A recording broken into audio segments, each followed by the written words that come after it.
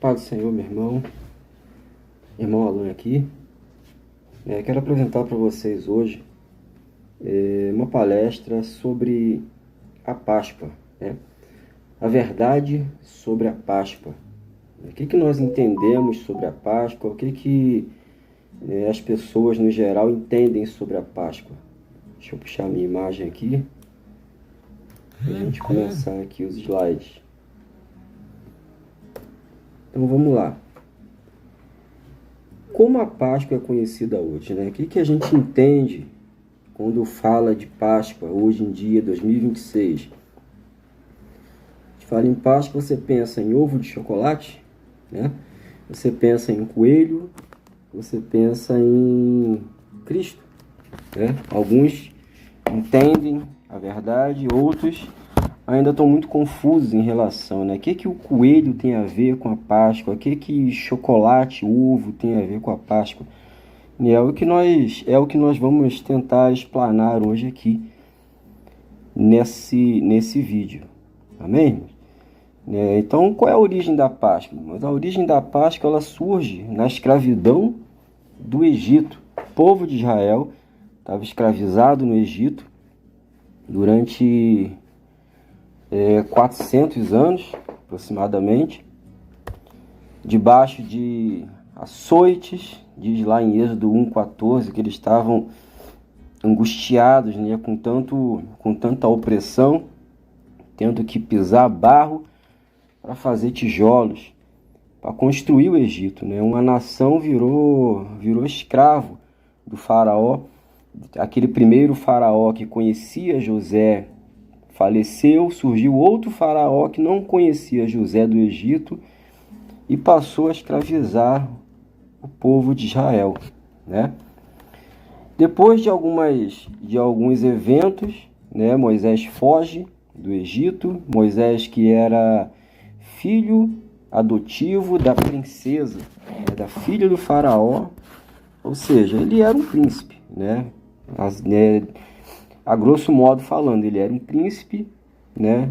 Cometeu um homicídio para tentar defender os seus irmãos de sangue e descobriram e fugiu. Foi lá para o Sinai, né?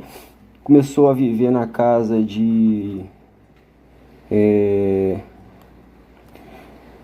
do seu sogro. Estava pegando fogo, mas ela não se consumia, né? Diz o texto. Então, resumindo, Deus chama ele, né? Deus mostra sinais a ele através do cajado e Deus fala: olha, eu vou ser contigo, vai lá que vou te usar para libertar o meu povo. Então Moisés volta para o Egito e começa as pragas, né? Um dos maiores eventos da Bíblia, uma das maiores manifestações de poder de Deus, né? A primeira praga é o rio de sangue. A água do Nilo vira sangue. Nós não vamos entrar em detalhes aqui, porque o foco não é esse, né? Mas existe muito ensinamento aqui. A segunda praga são as pragas das rãs. A terceira praga dos piolhos. A quarta praga das moscas. A quinta praga da peste nos animais. A sexta praga as úlceras. A sétima praga é a saraiva, né? Uma chuva de granizo com fogo. É uma coisa terrível. A oitava praga, os gafanhotos vêm e consomem tudo. A nona praga, os egípcios, é afundado em trevas, escuridão, densa escuridão. A Bíblia diz que chega a ser palpável, né? Algo miraculoso. E a décima praga, a morte dos primogênitos, né? Nessa décima praga, que se encontra lá em Êxodo 11, né? Que diz assim, verso 4 e 5 diz assim: disse mais Moisés, assim o Senhor tem dito, à meia-noite eu sairei pelo meio do Egito, e todo primogênito na terra do Egito morrerá, desde o primogênito de Faraó, que havia de assentar-se sobre o seu trono, até o primogênito da serva que está detrás da mó, e todo o primogênito dos animais. Essa era uma praga terrível, né? E dessa praga, Deus ele institui, a partir de Êxodo 12, institui a Páscoa. A Páscoa, ela é derivada do nome hebraico Peshá, né, que significa passagem ou passar por cima. O significado da Páscoa, portanto, é livramento da morte e salvação. Então, qual era o fundamento? Eles tinham que pegar um cordeiro, né, imolar esse cordeiro, pegar o sangue do cordeiro, né? O sentido da Páscoa, pessar, né, passar adiante, antiga aliança, do pacto. Então, o que eles faziam? Eles pegavam esse sangue, pegavam isopo, né, que não é isopor, é isopo. Tem gente que pensa que é isopor, mas não é. É isopo. Isopo é uma planta absorvente, ela tem propriedades absorventes, né? Então, eles pegavam esse sangue, colocavam no isopo, passavam o isopo no sangue e passava nos vãos da porta, né, em volta da porta. Com isso, o anjo da morte passava por cima. A ideia era essa, né? Então, qual é a celebração? Era o cordeiro imolado, né? Eles tinham que assar esse cordeiro, se alimentar desse cordeiro numa noite, na mesma noite. Pães asmos, que era o pão sem fermento, como se fosse um biscoito, né? Ervas amargas. Eles tinham que também estar prontos, né, preparados para poder correr, né, é o que a gente chama de... então eles tinham que cingir os lombos, né, que naquela época não existia calça jeans, não existia bermuda, então eles usavam vestidões, né, e eles tinham uma maneira de dobrar esse vestidão e fazer como se fosse uma calça. Ele dava um nó e fazia como se fosse uma calça, facilita a acelerar o passo, a andar rápido, a correr, para peleja também. Isso é cingir os lombos, né? Calçado os pés e cajado na mão, ou seja, era um simbolismo de você estar preparado, de você estar preparado para uma viagem, né? Essa era a celebração da Páscoa. Agora, qual o significado disso, né? Naquela época, o cordeiro substituía os primogênitos. O sangue cobre o sangue dos primogênitos. Era um substituto, né? Os pães asmos, fermento do Egito. Por isso que não podia colocar fermento no pão. Eles estavam se abstendo do fermento do Egito. As ervas amargas simbolizavam a amargura da escravidão. O anjo da morte era a 10ª praga. Só para entender, irmãos, a Bíblia não diz que é o anjo da morte, né? A gente costuma falar que é o anjo da morte por causa da sua ação, né? Mas não existe um texto específico dizendo que era o anjo da morte, tá? Lugar nenhum da Bíblia fala de o anjo da morte. Mas é só para a gente entender, tá? E o calçado, o cajado e os lombos cingidos, a prontidão para a viagem. Amém? Agora, a Páscoa judaica hoje, né? Como é que é comemorado a Páscoa judaica hoje? Porque hoje, você sabe, não tem templo, né? Eles só têm as sinagogas. Ainda não existe o templo de Jerusalém, dos judeus. Mas eles ainda assim mantêm vários costumes judaicos daquela época, só que mudado com o tempo, né? Então, eles têm o pão asmo, né, o pão matzá, que é a ausência do fermento da idolatria. Eles entendem hoje como isso, né? O zeroá, que simboliza o sacrifício, é como se fosse um churrasco, né? O maró, que são as ervas amargas, que eles costumam comer alface ou qualquer outra verdura, né, que simboliza a amargura da escravidão. O xaroset, que simboliza a argamassa dos tijolos, que é uma pasta que eles misturavam com maçã, uva, nozes, tâmara, né, e simbolizava essa argamassa dos tijolos. Também tinha a água salgada, né, que simbolizava as lágrimas, o suor derramado pelos judeus durante a escravidão. que era usada para consumo de batatas cozidas. Eu misturava, né, com batata, ficava salgada, e era assim, simbolizava as lágrimas. Amém? E o betiçá, que era ovos cozidos, que simbolizava a esperança do templo, né? Que simboliza também o luto pela destruição do templo. E por último, a gente tem o vinho, especial para o pechar e que também não é fermentado, tá? São servidas 4 taças de vinho em momentos específicos durante a refeição, representando as 4 promessas: santificação, praga, redenção e louvor. Isso é a Páscoa judaica hoje. Amém? Agora, qual é a correlação com Cristo? A gente vê isso lá em Hebreus 8. Né? Depois que você, se você tiver, depois que você quiser, você pode pausar aí e tentar dar uma olhada lá, para você ver que ela tem uma correlação com o Novo Testamento, a Páscoa no passado, né? Tá lá em Hebreus 8 e Hebreus 10. Então qual é a correlação? Faraó simboliza quem? Satanás, o diabo. O Egito simboliza o mundo. O cordeiro simboliza Jesus. Está lá em João 1,29, Isaías 53, fala do sacrifício do cordeiro em favor da humanidade. Né? O fato dele ser imolado, né? Isso aí é o símbolo, é a correlação da crucificação no Calvário. Né? Que Jesus ele foi morto no Calvário, imolado no Calvário, para que o anjo da morte, né? Para que a morte passasse por cima daqueles que têm fé nele. O sangue cobre os nossos pecados.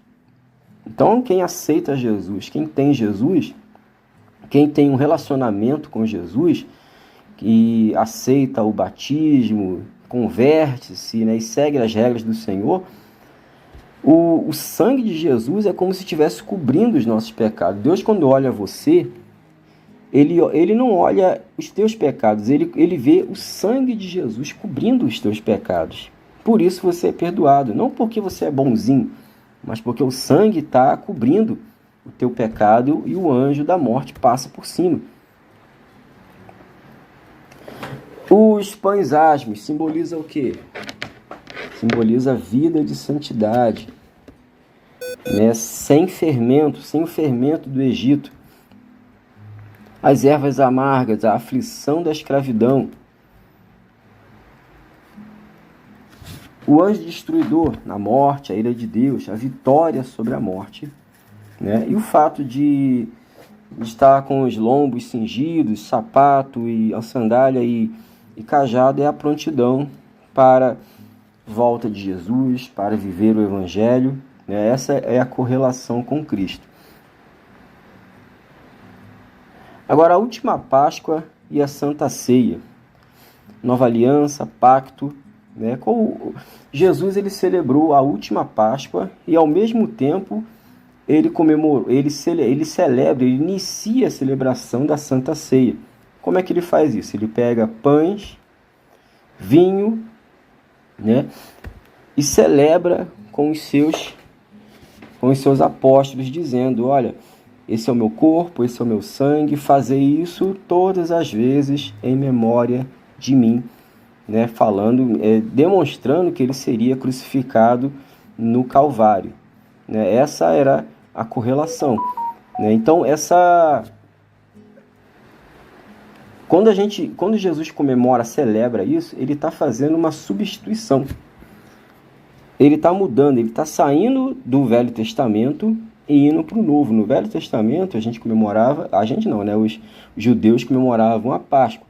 No Novo Testamento, os gentios, incluindo alguns judeus, aqueles que aceitam a fé em Cristo, não comemoram mais a Páscoa, comemora o quê? A Santa Ceia. Isso foi instituído por Jesus. A gente tem que entender essa mudança, né? Agora, onde entra o coelho e o ovo no meio dessa história toda? É aí que confunde muita gente, né? Então vamos começar entendendo alguns conceitos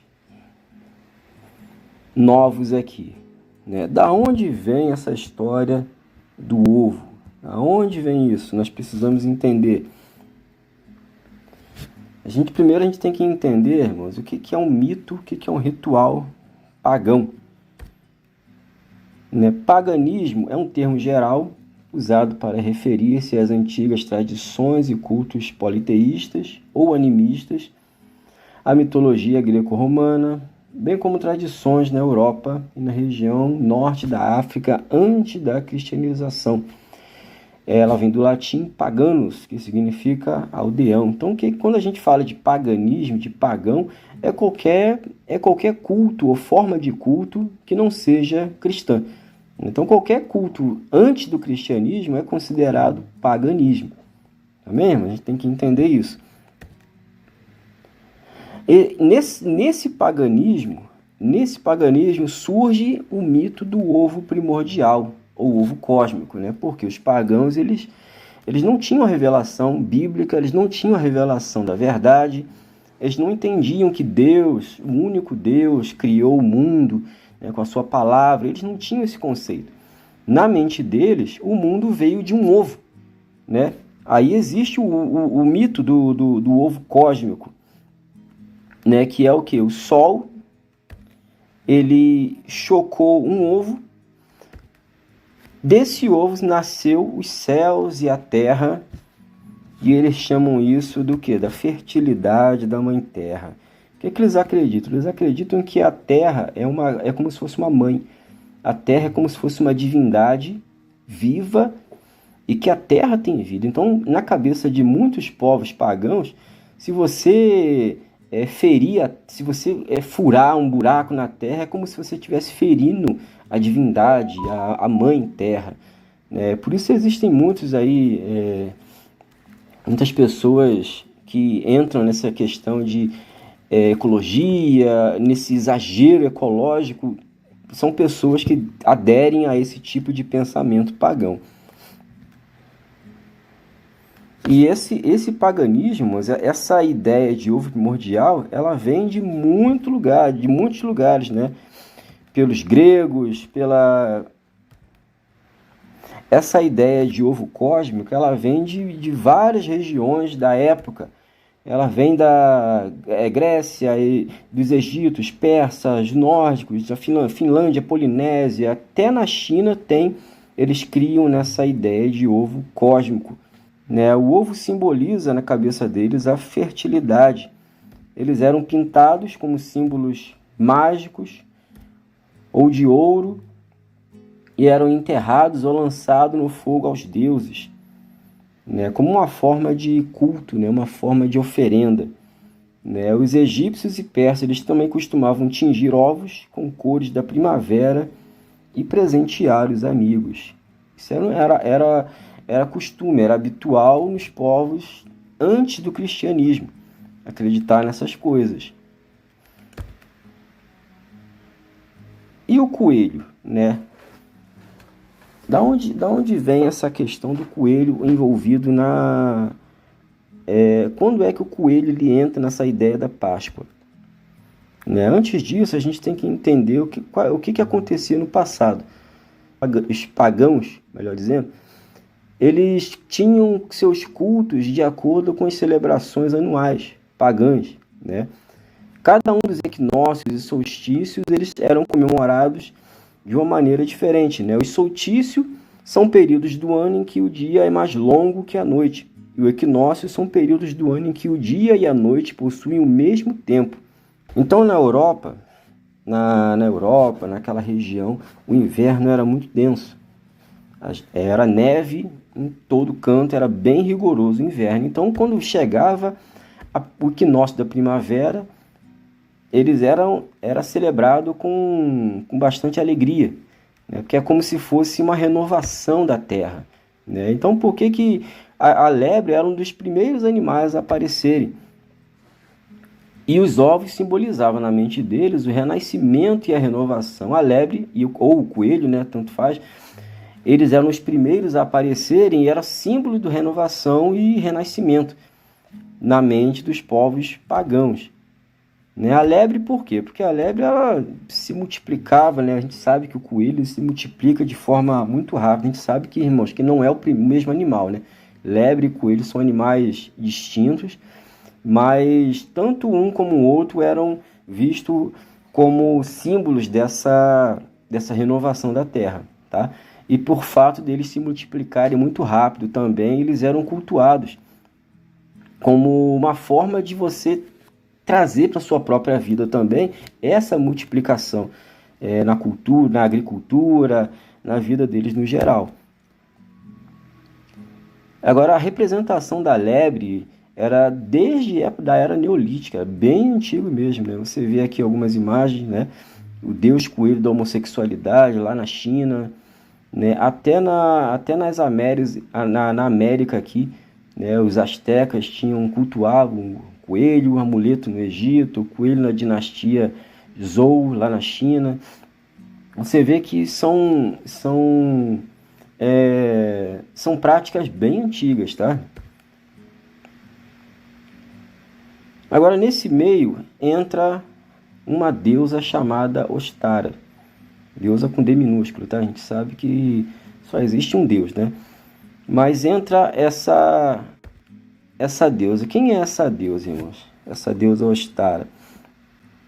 Na Europa, os alemães, os germânicos, que habitavam na região norte, atualmente a Alemanha, possuíam uma narrativa mítica sobre uma deusa da fertilidade, cujo nome era Ostara.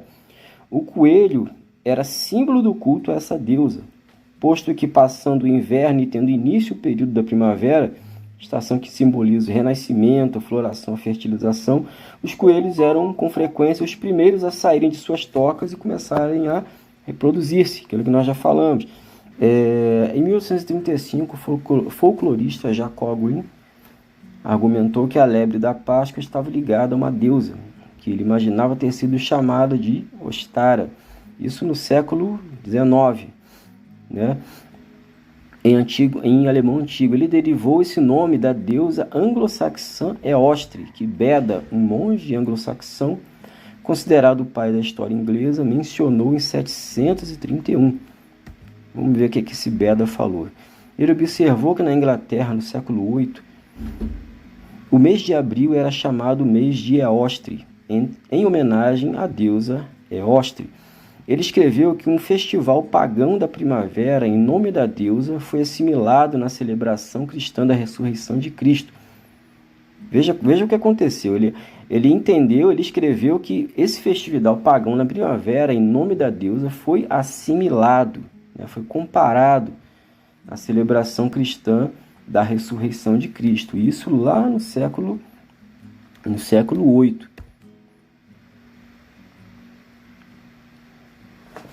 O culto à deusa da fertilidade na primavera, o equinócio, é Ostre, ou Ostara, ou Ostera, é a deusa da fertilidade, amor e do renascimento na mitologia anglo-saxã, nórdica e germânica.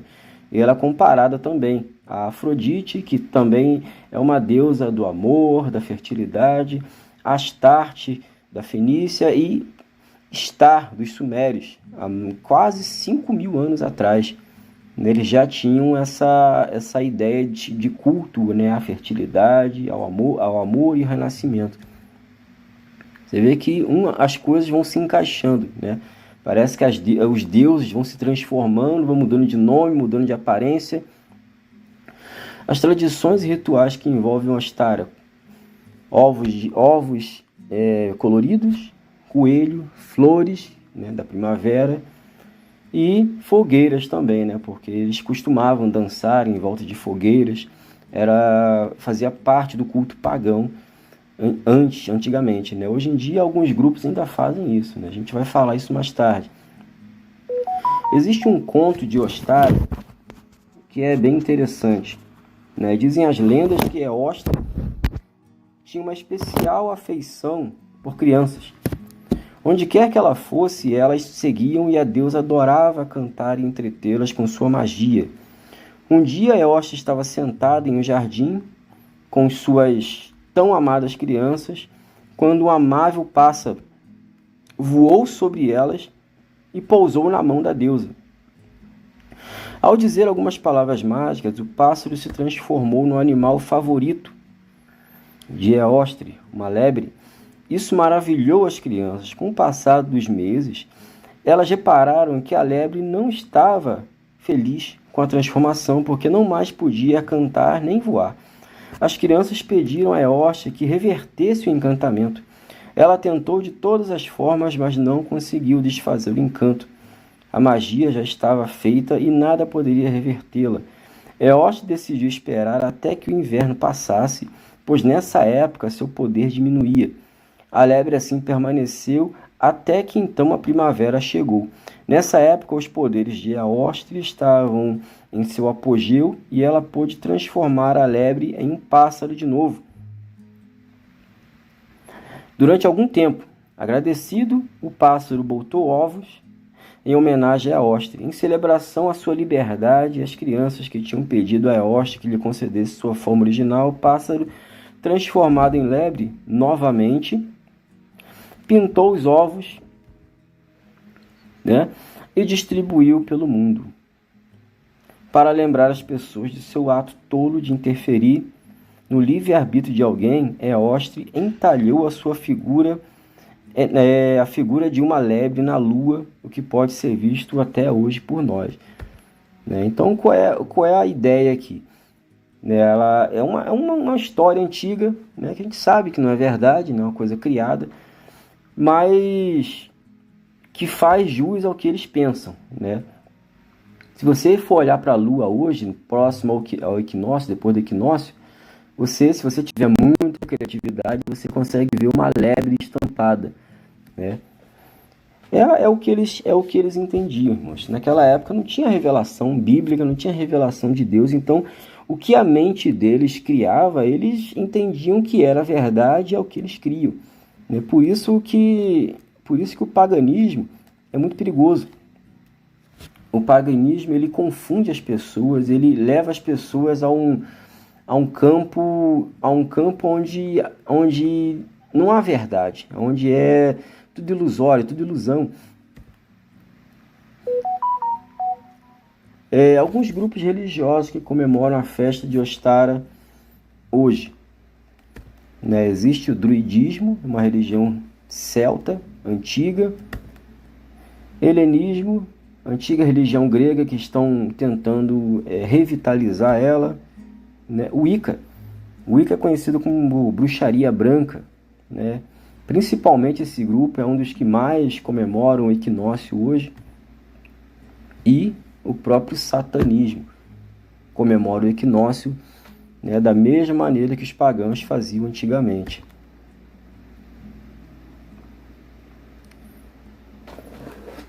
Agora a gente tem que entender aonde que tudo isso entrou no catolicismo, entrou na igreja. No período da Idade Média, o culto a Ostara e a estação da primavera logo passou a ser associado à ressurreição de Cristo em face da cristianização dos povos bárbaros. Então, a igreja, infelizmente, ela forçou as pessoas a aceitarem a Cristo, a se converterem, a fazer parte da igreja, sem uma conversão. Na verdade, eles eram forçados a serem católicos, a serem cristãos da época, mas sem uma transformação. A gente sabe que para servir a Cristo você precisa ser transformado, você precisa ser mudado por dentro. Esses povos, eles não eram mudados por dentro, eles eram forçados. Eles tinham que largar o paganismo mesmo não querendo. Então, essa foi a maneira deles conseguirem encaixar esses povos dentro da igreja.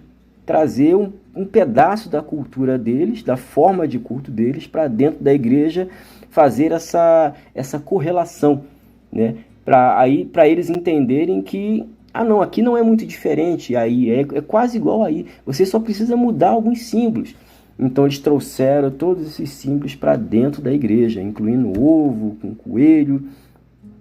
Então a prática da entrega de ovos passou a ser relacionada, portanto, à Páscoa católica e não mais à deusa Ostara.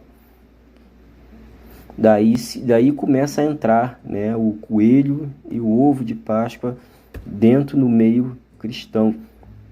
Né? O coelho passou com o tempo a ser visto como símbolo de castidade. Criou-se a crença de que eles conseguiam reproduzir-se sem perder a virgindade, ao ponto de fazer um quadro, né? Você vê aí um quadro de Tiziano que mostra a Virgem Maria segurando um coelho branco, o qual era enxergado como símbolo de pureza.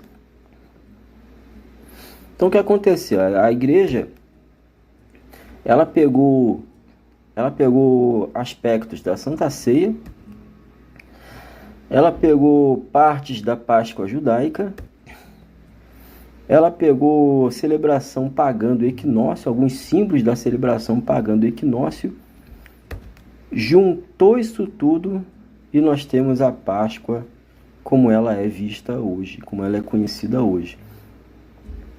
Né? Você vê que é uma mistura de ideias, é uma mistura de pensamentos, é uma mistura de celebração, de rituais.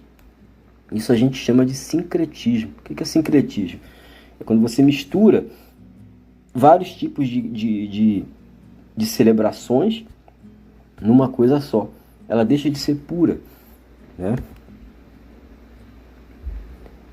Agora, por que a data muda todo ano? Eu me perguntava isso quando era criança, talvez você já tenha se perguntado isso também. Então a gente vai explicar aqui agora. A Páscoa judaica, ela é comemorada quando? Dia 14 de Nissan, primeiro mês entre março e abril. O Sabate de Ostara é comemorado durante o equinócio da primavera, na lua cheia. A Páscoa católica, ela é comemorada no primeiro domingo após o equinócio, na lua cheia. Então, por que muda todo ano? Ambos seguem um calendário lunar das festividades pagãs, né? Tanto o Sabate de Ostara, que é um culto pagão, como a Páscoa católica também. Né? O equinócio ele vai mudando, né, de acordo com a lua cheia, por isso que a data muda também, porque ela segue o calendário lunar das festividades pagãs. Então vamos trazer algumas reflexões importantes aqui em relação à Páscoa judaica. A Páscoa judaica ela é um rito memorial judaico, principalmente para os filhos, completamente indiferentes aos ícones propagados atualmente.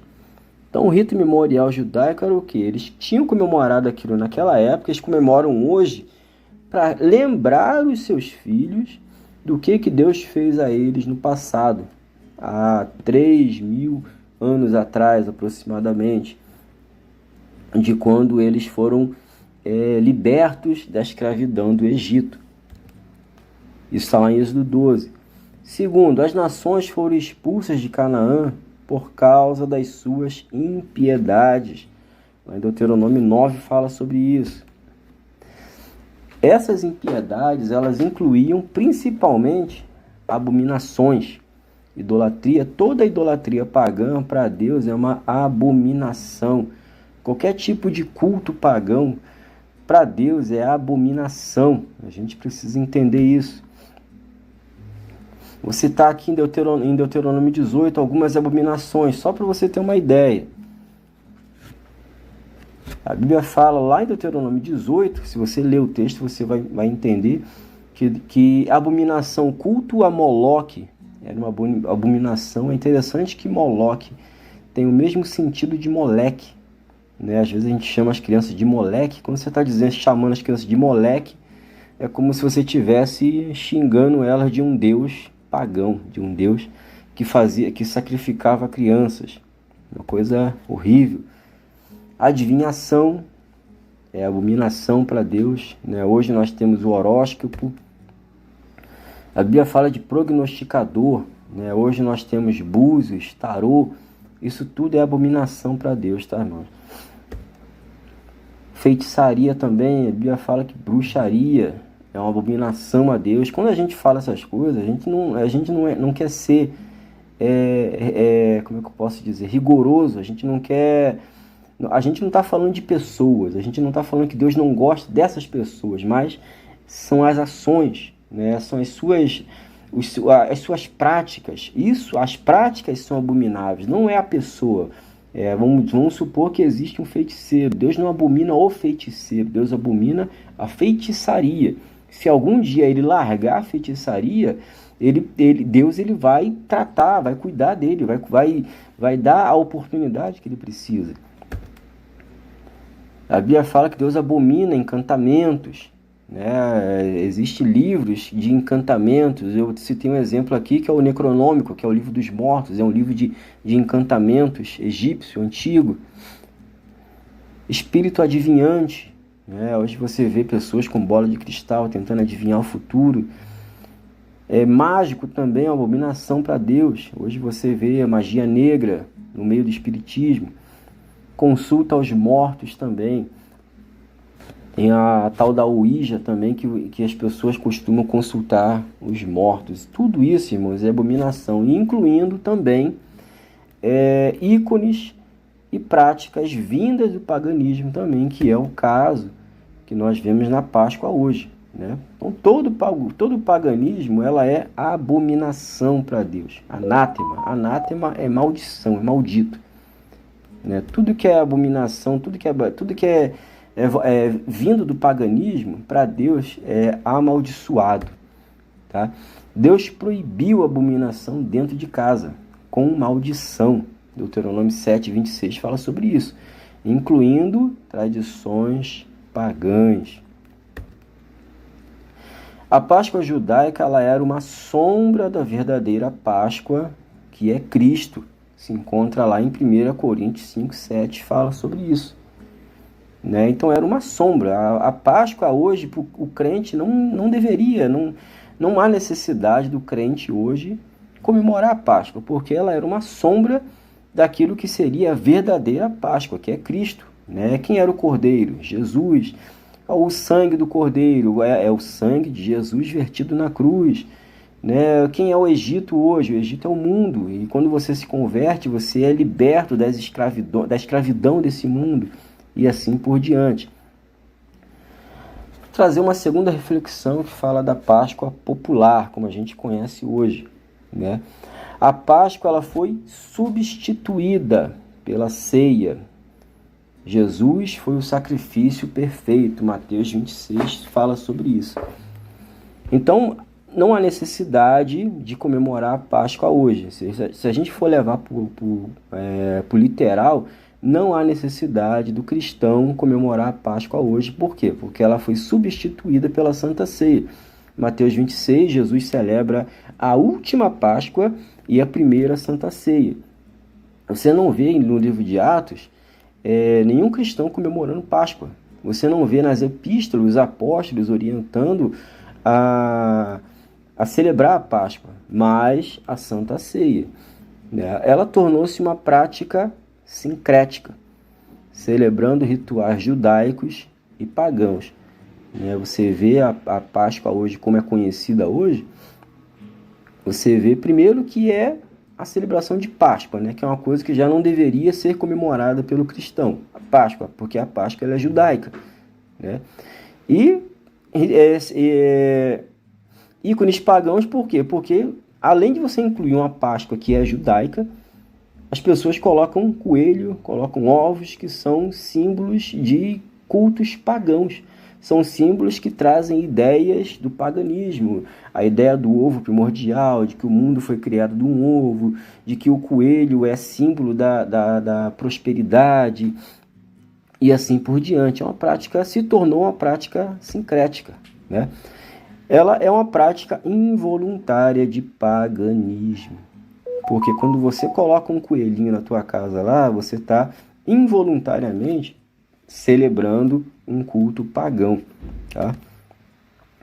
Permitindo, ensinando e apoiando ícones pagãos. Então a pessoa ela é crente, ela é convertida, ela aceitou Jesus, ela conhece a verdade, mas ela ensina os seus filhos, passa para os seus filhos que Páscoa é ovo de chocolate, que Páscoa enche a casa de coelhinho durante a Páscoa. Ela está o quê? Ela está permitindo, está ensinando e está apoiando ícones pagãos. Isso é muito perigoso, tá? É muito perigoso. Porque a ideia da celebração é o quê? É você relembrar, trazer à memória fatos reais, fatos verídicos do passado. Assim como a Páscoa judaica era para os filhos entenderem que Deus resgatou eles da escravidão, hoje a ceia é para isso. A ceia, quando nós celebramos a ceia, nós estamos relembrando o sacrifício de Jesus. E quando você comemora a Páscoa hoje, falando de coelho, de ovo, as crianças assimilam essas coisas.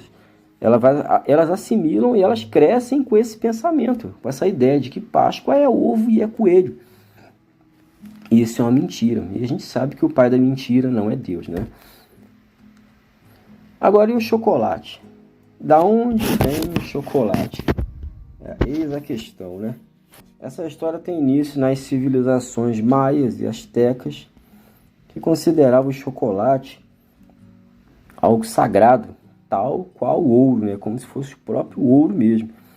Os astecas usavam até como moeda o próprio chocolate, né? Os ovos de chocolate surgiram no século XVIII por meio de confeiteiros franceses e, com o tempo, os ovos de galinha decorado, que eram trazidos pelos coelhos, né, simbolicamente, foram sendo substituídos pelos ovos de chocolate que nós conhecemos hoje.